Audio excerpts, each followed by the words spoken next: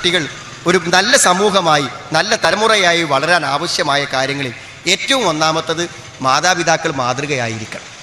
ഞാൻ എൻ്റെ സഹോദരിമാരോട് പറയാം, നമ്മളിപ്പോൾ ബഹുമാനിക്കേണ്ട ഒരാളാണ് ഭർത്താവ്. അപ്പോൾ ആ ഭർത്താവ് നമ്മളോട് പല കാര്യങ്ങളും പറയുമ്പോഴും ഉപദേശിക്കുമ്പോഴൊക്കെ നമ്മൾ മറുപടി പറയും തട്ടിക്കയറും ചെയ്യുകയാണെങ്കിൽ എന്ത് ചെയ്യുന്ന നിങ്ങൾ ഒരിക്കലും നമ്മളെ കുട്ടികൾ നന്നാവില്ല. എങ്ങനെ കുട്ടികൾ നന്നാകുക? നമ്മളെ കുട്ടികൾ എന്താ മനസ്സിലാക്കുക? വാപ്പനെ ബഹുമാനിക്കാനുള്ള ബാധ്യത ഉമ്മക്കുണ്ട്. ആ നിലക്ക് ഉമ്മക്ക് തട്ടിക്കയറുമ്പോൾ ഉമ്മനോടും അതേ നിലവാരത്തിലാണ് കുട്ടി പെരുമാറുക. ഞാൻ പറഞ്ഞ എപ്പോഴും ശ്രദ്ധിക്കേണ്ടത്, ഒരിക്കലും താൻ ബഹുമാനിക്കേണ്ട ആദരവിക്കുന്ന ഭർത്താവിനോട്, അത് ഇസ്ലാമിൻ്റെ മര്യാദയാണ്, കടമയാണ്, നിങ്ങൾ പെരുമാറുമ്പോൾ ശ്രദ്ധിക്കണം. നമ്മുടെ മക്കൾ അനുസരണമില്ലാതെ നമ്മളോട് തട്ടിക്കയറാൻ കാരണം ബഹുമാനത്തിൻ്റെ പാഠം അവർക്ക് പകർന്നു നൽകേണ്ടത് നാം ഭർത്താവിനോട് ബഹുമാനം കാണിച്ചും സ്നേഹം കാണിച്ചും ആദരവ് കാണിച്ചിട്ടുമാണ്. ഞാൻ ഭർത്താക്കന്മാരുടെ പക്ഷം ചേർന്ന് പറയല്ല, അവർ കുറച്ച് മോശമായിട്ട് നമ്മളോട് പെരുമാറിയാലും അത് കുട്ടികളെ ബാധിച്ചോളുന്നില്ല.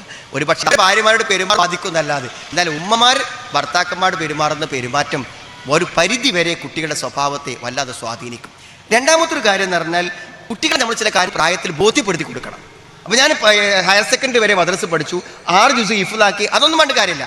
ആ കുട്ടിക്ക് ആ പ്രായത്തിൽ അറിയേണ്ട കാര്യം നമ്മൾ പഠിപ്പിച്ചു കൊടുക്കണം നിർബന്ധമായി. ഇപ്പോൾ നമ്മൾ CRE എന്ന് പറഞ്ഞ് കൗമാരപ്രായക്കാർക്ക് ഞായറാഴ്ച 1 മണിക്കൂർ ക്ലാസ് കൊടുക്കും. അത് അവരെ പ്രായത്തിൻ്റെ ക്ലാസ്സാണ് കൊടുക്കുക. ഇപ്പോൾ പ്രോഫ്കോൺ ഉണ്ട് കൊല്ലത്ത് മാർച്ച് മാസത്തിൽ. എന്താ, പ്രൊഫഷണൽ ക്യാമ്പസിൽ പഠിക്കുന്ന ഒരാണും പെണ്ണും എന്ത് മനസ്സിലാക്കണോ അത് അവർക്ക് പറയണം. വിവാഹം കഴിക്കാൻ പോകുന്നവർക്ക് വിവാഹത്തെക്കുറിച്ച് അറിയണം, അതിനെക്കുറിച്ചുള്ള ബോധം വേണം. ഓരോ പ്രായത്തിനും നമ്മുടെ കുട്ടികൾക്ക് ആവശ്യമായ ബോധ്യത അവർക്ക് ആ സമയത്ത് നൽകണം. കുട്ടികളെ സ്വതന്ത്രമായി വിടണം ഞാൻ പറയണില്ല, പേടിയൊക്കെ വേണം കുട്ടിക്ക്, പേടി വേണ്ടെന്ന് പറയില്ല. ഒരു പെൺകുട്ടി അത്ര നല്ലൊരു ഡ്രസ്സിലൊന്നല്ല കുട്ടി വന്നത് കൗൺസിലിങ്ങിന്. അപ്പോൾ ഞാൻ ചോദിച്ചു, മിക്സഡ് സ്കൂളിലൊക്കെ അല്ലേ പഠിക്കണത്, അപ്പോൾ വല്ല പ്രേമോ വല്ല അഫെയറോ എന്തെങ്കിലും ഉണ്ടോ ചോദിച്ചു. ഇല്ല. അപ്പോൾ എന്താ അങ്ങനെ ഉണ്ടാവാതൊക്കെ കാരണം ചോദിച്ചു. അവൾ പറഞ്ഞു, എൻ്റെ വാപ്പ എന്നോട് പറഞ്ഞ എന്താണെന്ന് വിചാരിച്ചാൽ, വേറെ എന്ത് സംഭവിച്ചാലും ഞാൻ എന്നെ ഒന്നും ചെയ്യൂല, പക്ഷേ ഏതെങ്കിലും വല്ല ആൺകുട്ടികളെയോ ആൺകുട്ടികളായിട്ടൊക്കെ നീ വല്ല കണക്ഷൻ ഉണ്ടാക്കി ഇങ്ങോട്ട് വന്നാൽ വിവരം അറിയുന്ന പറഞ്ഞു. അപ്പോൾ അവൾ പറയാണ്, കുറച്ചൊരു ആൺകുട്ടി ഇങ്ങനെ വർത്താനം പറഞ്ഞ അടുത്തേക്ക് വരുമ്പോഴേക്കും ഇങ്ങനെ ഓർമ്മ വരും. അതുകൊണ്ട് ഞാനത് കാത്തു സൂക്ഷിച്ചിട്ടാണ് പോയതെന്ന്. 6 പെൺകുട്ടികളുടെ ഒരു ഉമ്മക്ക് 6 പെൺകുട്ടികൾ എനിക്കറിയാം. 6 പെൺകുട്ടികൾ വളരെ കാണാൻ സുന്ദരികളായ കുട്ടികളാണ്. പക്ഷെ 6 പെൺകുട്ടികളും ഈ കാലഘട്ടത്തിൽ ഒരു കുട്ടി പോലും ഒരു പ്രേമം ഉണ്ടാക്കിയില്ല, അവർ പഠിച്ചിട്ടും. അതിനൊരു കാരണം ആ ഉമ്മ പറയാറുണ്ട്, ഞാൻ എൻ്റെ കുട്ടികളെ അടിക്കാറില്ല, ചീത്ത പറയാറില്ല, ഒന്നും പറയാറില്ല. പക്ഷെ സ്കൂളിൽ ചേർക്കുമ്പോൾ അവരോട് ഞാനൊരു കാര്യം പറഞ്ഞിട്ടുണ്ട്, എന്തെങ്കിലും വല്ല പ്രേമവും ഉണ്ടാക്കി വന്നാൽ ഈ തെങ്ങിൻ്റെ ചുവട്ടിൽ കുഴി കുത്തി കുഴിച്ചു മൂടുന്നാ പറയാം. മനസ്സിലായി? അങ്ങനെ പറഞ്ഞ വാക്കാണ്. നമ്മൾ എല്ലാറ്റിനും അത് പറയും. ഒരു ചായ ഒടിച്ചിട്ട് ഗ്ലാസ് കഴുകാതെ വെച്ചാലും നമ്മൾ പറയും, തച്ച് കൊന്ന് ഈ തെങ്ങിൻ്റെ ഉള്ളിൽ കുഴിച്ചിടുമെന്ന് പറയും. എല്ലാറ്റിനും പറയുമ്പോൾ ഒന്നിനും വില ഉണ്ടാവില്ല. ഒരു ശക്തമായ ഒരു താക്കീതിന് അതിൻ്റെതായ ഫലമുണ്ടാവും. പേടി വേണം. പേടി അടിച്ചാലല്ല ഉണ്ടാവുക, അടിക്കുമെന്ന തോന്നലാണ് പേടി. അടി കിട്ടിക്കഴിഞ്ഞാൽ എന്താ തോന്നുള്ളൂ നിങ്ങൾ? ഇപ്പോൾ സാധാരണ ഹെൽമെറ്റ് ഇടാതെ പോകുന്ന ആൾക്കാരുണ്ട്, ഓരെന്താ ചിന്തിക്കുക അറിയോ? ഒരു 100 റുപ്യയിലേ കൊടുക്കേണ്ടുള്ളൂ, 100 റുപ്യ കയ്യിലുണ്ടല്ലോ എന്നാ ചിന്തിക്കുക.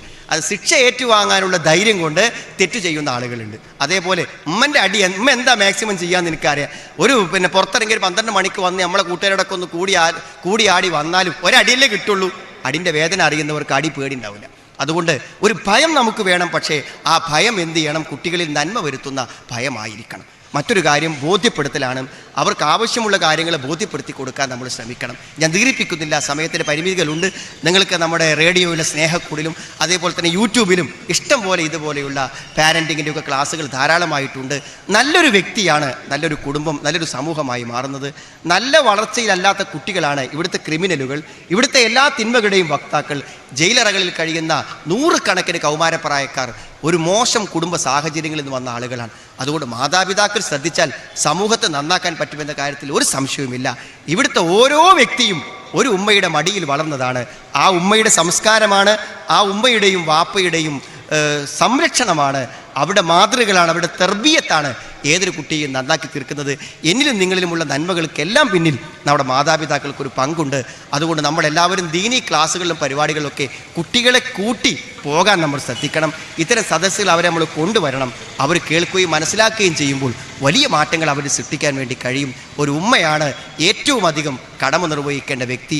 നമ്മൾ മാതാപിതാക്കൾ ഒന്നിച്ചു ചേർന്ന് കുട്ടികളെ വേണ്ട രൂപത്തിൽ നിരീക്ഷിച്ച് അവരുടെ കൂടെ നിന്ന് പ്രോത്സാഹിപ്പിച്ചും സ്നേഹിച്ചും നല്ല വാക്ക് പറഞ്ഞും ഉത്ബോധിപ്പിച്ചും നല്ലത് കേൾപ്പിച്ചും നല്ല സാഹചര്യങ്ങൾ സൃഷ്ടിച്ചും അവരെ നല്ല വ്യക്തികളായി വളർത്താൻ നമ്മൾ ശ്രമിക്കണം. അങ്ങനെയാകുമ്പോൾ സുരക്ഷിതവും സുഭദ്രവുമായ ഒരു കുടുംബമായി നമ്മുടെ കുടുംബം മാത്രമല്ല എല്ലാ കുടുംബവും മാറും. നമ്മുടെ മക്കളെ നമ്മുടെ കൂടെ സ്വർഗ്ഗത്തിൽ കിട്ടും, നരകത്തിൽ അവരെ രക്ഷപ്പെടുത്താൻ പറ്റും. അള്ളാഹു അത്തരത്തിലൊരു നല്ലൊരു കുടുംബത്തെ സൃഷ്ടിച്ചെടുക്കാൻ ഉള്ള പരിശ്രമങ്ങൾക്ക് അള്ളാഹു നമുക്ക് തൗഫീക്ക് പ്രദാനം ചെയ്യുമാറാവട്ടെ.